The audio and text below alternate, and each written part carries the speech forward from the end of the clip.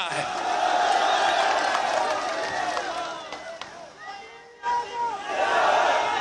इमरान साबिक वजीर आजम बन चुका है।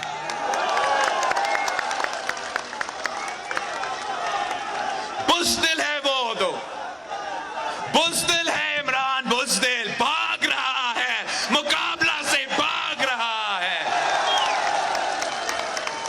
हमें चूहे चूहे कहने वाले चूहे भागते हैं मुकाबला से।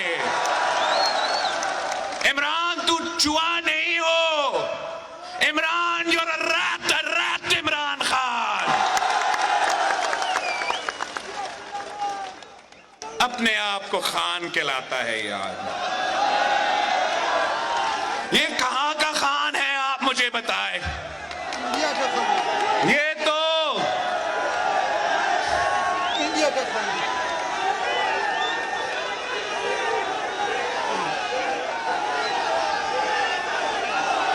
खान, खान तो इज्जत वाले होते हैं, खान तो गैरत वाले होते हैं, खान तो बहादुर होते हैं। ये कहां का खान है? ये बनी गाला का खान हो सकता है, ये फनी गाला का खान हो सकता है। गैरत है तो मुकाबला करो इमरान, मुकाबला करो।